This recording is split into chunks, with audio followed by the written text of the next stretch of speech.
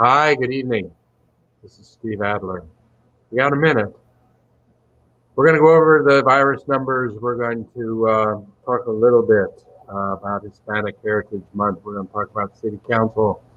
But before we get to the numbers, we're going to take just a second to recognize the passing of Supreme Court Justice Ruth Bader Ginsburg. I will tell you that I learned of it just moments ago. I think she died about 20 minutes ago, or it was announced then. And I'm pretty sad. She was uh, a great steward of our democracy.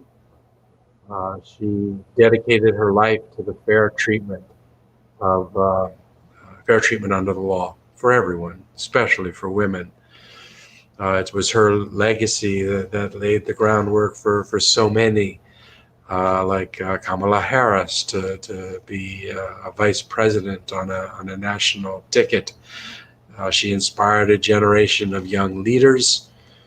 Um, I guess today we grieve her loss. Tomorrow, we gird ourselves for the battles ahead.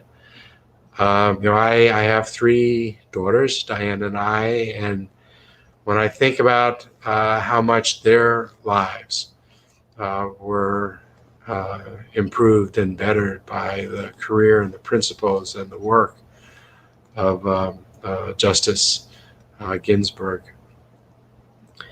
Um, I'm also concerned about what this means with respect to the national political situation and the campaign and presidential election in the 3 months, 4 months that are left. I hope that just as President Obama did not appoint and replace a Supreme Court justice, that happens here. But I guess that's for a conversation for tomorrow and thereafter. Now we really do need to give the moment to Justice Ginsburg and her career and her life, the contributions she made to equity and justice and fairness in our country. Janine, let's go ahead and let's take a look at the numbers here tonight. We are up above 20 for new admissions. That's a concern. You can see our 7-day moving average had gotten down to 14. Just a few days ago, we were at 5. We're going to watch that number. I'm hopeful that it's just bouncing around and is not headed up. As you know, we have been concerned that with Labor Day, with the number of people we had visit us from out of town during the hurricane, with the start of schools, the number of people with closer interactions, number of students, but then those students going home and being out in our community, the potential for passing on the virus, even if they were asymptomatic. This is just a crucial time for us. And we'll talk about it in just a little bit, but I am concerned with the governor's actions. New cases today, 163, significantly above our 7-day moving average on new cases. We're still trying to look at that number, trying to figure out how much of that is real and how much of that represents cases from more than 14 days ago with the dump of information from the state, but obviously a concern for us. Let's go ahead and take a look at the next dashboard. You can see that on this dashboard, hospitalizations are down to 82, just barely under the 7-day average of 85. Remember, that number had been dropping, and our hospitalization numbers were dropping considerably below the 7-day moving average. Now at 82, real close to the 7-day moving average of 85. We have 20 in the ICUs, 31 in the 7-day average. On ventilators, we have 17 on the 7-day moving average. That's the last indicator. The 161 cases, that increase gets us up to 28,375 cases total. 414 people passed away. That's one more than yesterday. All in all, our numbers are still low, as we can see, but there are hints of concern. Yesterday, the governor announced new changes. He increased the occupancy of restaurants, retail offices to 75%. I am glad and I appreciate that the governor did not open bars, because as we look around our city when we open up bars and other cities around the country, in fact, other countries around the world, there seems to be a correlation between opening up bars and having problems. You don't have to look past the UK, where there was all kinds of pressure to open up their pubs. Their folks loved their pubs. And now the numbers they had brought down sufficiently, kind of like us. They were feeling good. They opened up the pubs, other things as well. But now they're taking remedial action because they're now headed in the wrong direction. I am concerned in our city that our positivity rate and cases are high for students over the age of 10. I think that 83% increase in positive cases in the last 2 weeks. A lot of the new cases attributable to the social activities of high school students and college students. 64% of the positive cases administered through Austin Public Health are for folks that are aged 10 to 29. When we started having an increase in that age group, seeing cases, hospitalizations not going up, and what we said at the time was that would be consistent with younger population getting more cases because they sometimes have a greater percentage that would remain asymptomatic, no symptoms, certainly not a serious enough illness to go to a hospital. The concern, though, is that those young folks interact with people that are not just young folks. And the fear is that soon we would see at the back end of that folks showing up in cases and showing up in the hospital who are older. Let's hope that that's not happening now, but we're just so precarious. The infection level rate, positivity rate among the population that are susceptible, too high. We were working really hard to get the Hispanic positivity rate down to below 5%. We had dropped below 10%. Community care,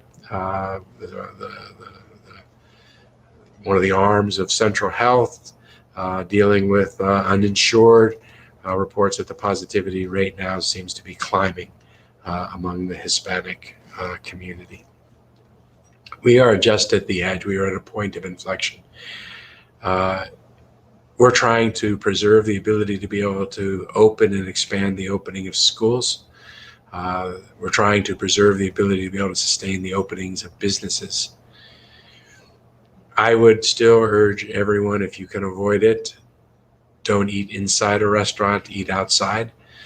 Studies seem to indicate that that's a lot safer kind of activity. If you're going to eat inside, I urge you to eat with your family or your household group and not with a changing group of people all the time.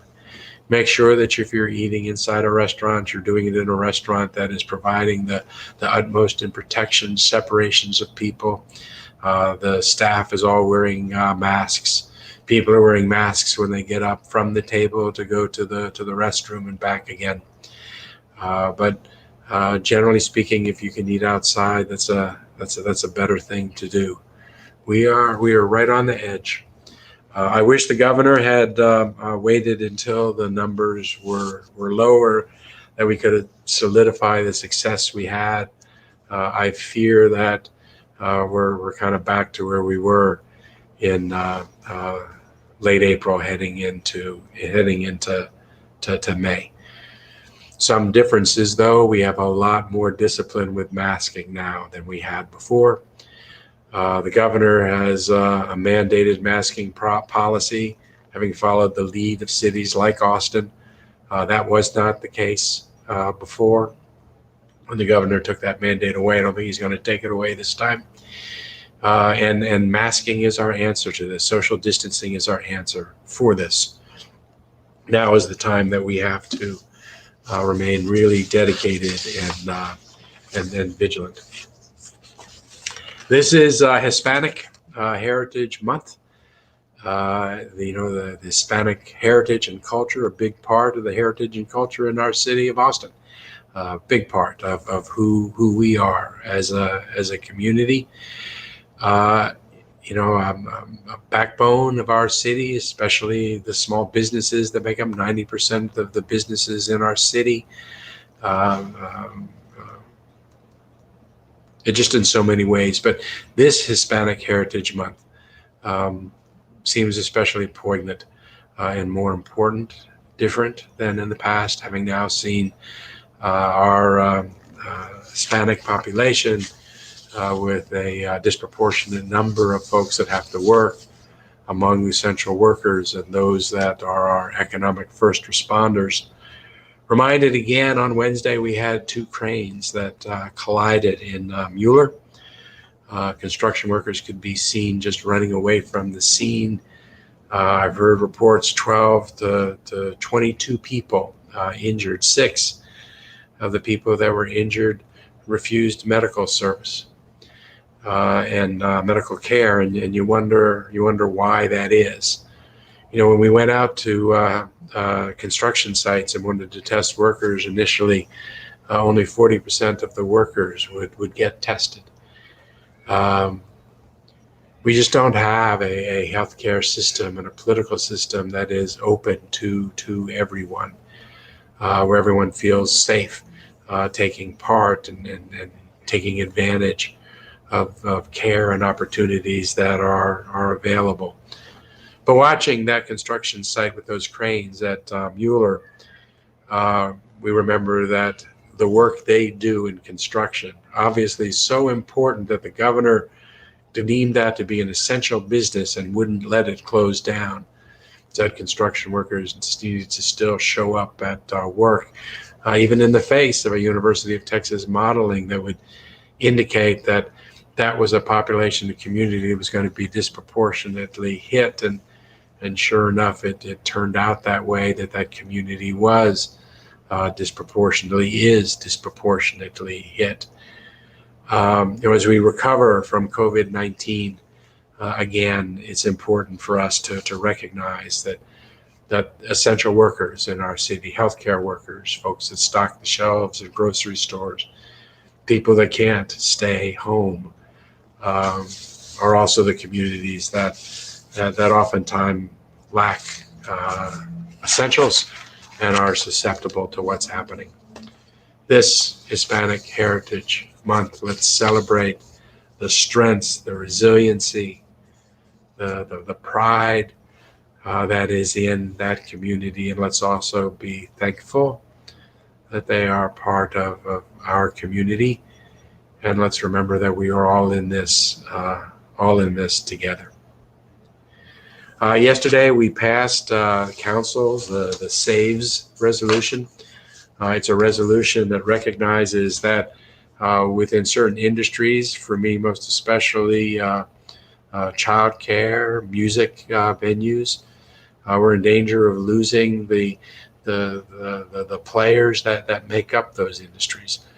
So many of our businesses, especially restaurants and bars, facing closures. These are the industries and businesses that are the first to get hurt. They're going to be the last to come back.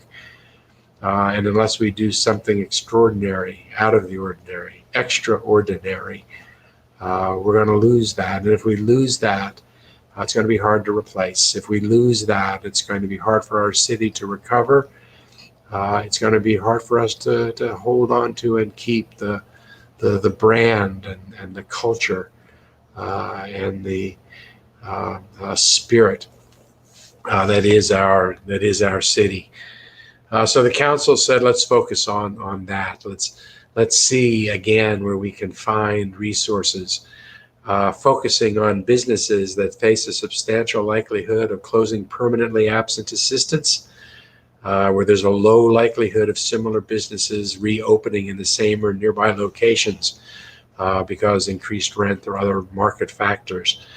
Businesses that face uniquely difficult challenges, pivoting to alternate operating models so that they can be saved.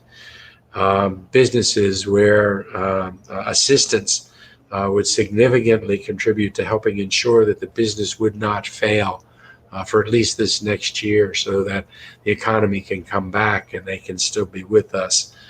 Businesses who receive assistance that would provide the greatest multiplier effect. Not just giving relief or assistance to a person, but to a business or an industry that then serves so many. If we don't have a childcare industry and system and outlets in our city, hard for many people to go back to work, to go get trained and skilled to improve their lives and the lives of their family. We're looking at recovery models for our city and for other cities, and it looks like in many ways Austin may actually recover more quickly than many other cities relative to other cities. But the recovery we have is expected to be kind of a K-shaped recovery, which means that many people are going to do well on the recovery and coming back. But we have a large part of our population, that's the other leg of the K, the workers in these kinds of industries, service industries, that may not recover as quickly. I'm concerned that if we're not deliberate in our community, the disparities we see in our community will even grow if we have one of those K-shaped recoveries. So we really do need to focus on those industries and businesses where their loss would have the greatest detrimental impact on our city's economic recovery and on the preservation of our unique culture and character and brand. We're going to hear back from the manager and the staff here in 2 weeks about how that moves forward. We're talking about creating an Austin Economic Development Corporation, quasi-governmental group, kind of a business that is government mandated, government directed in terms of its goals, but it operates as a private company, perhaps more nimble, can act more quickly, that can leverage our funds so that they go farther. And we're going to continue that work. We also took a vote to proceed with negotiations on expansion of the convention center. I get asked the question a lot, why don't we take all the money that we were going to spend on the convention center and spend that on restaurants and bars and on childcare and music venues? And I wish that we were able to take dollars that came from the hotel tax and spend it generally on things that we need, but that's illegal. The state legislature has mandated how we have to spend those hotel tax dollars. If we could spend it that other way, we would be doing that now. So what we have to do is we have to take those expansion dollars, spend it as the law allows on expansion. But when we do an expansion, the law provides an incentive to us. If we do the expansion, we can get 30% of the available funds, half for cultural and arts. We can spend that part on live music and 15% on historic preservation. And that's how we leverage the expansion of a convention center to derive for us money that we wouldn't otherwise have. The legislature did it that way and earmarked those dollars because the legislature wanted to have that incentive for cities to build convention centers in order to be able to get that other 30%. And that's why we do that. We do that convention center so we can do a replanning of the southeast quadrant of downtown. We're doing it because the hotel industry participating in this is helping to create a dedicated fund to help with homelessness. We do it in our city because as we invest in downtown, as is true with cities across the country and the world, when you invest in downtown and downtown property values go up, the ad valorem tax revenue that the downtown generates becomes the economic engine for the entire city. The money that we use to build pocket parks in neighborhoods all across the city, to put clinics all across the city, the money for that doesn't come from the ad valorem taxes for residential subdivisions. That barely covers the streets and the pipes and the operating expenses. The dollars that we get for these other things comes from areas like downtown, where we have the highest return for economic ad valorem taxes. And that's how we use it downtown in order to be able to afford things across the city. But we're moving forward with negotiating on that, so it's something that council has taken an additional step. It'd be wonderful to take that big box that's downtown right now that's dead at night, then replace it with a convention center that had restaurants and venues and retail on the ground floor, that was open space for everyone in the community to be able to enjoy. That's what we want to design. Also want to wish everybody a happy new year, Lashana Tova, and be safe. Take care. Good night.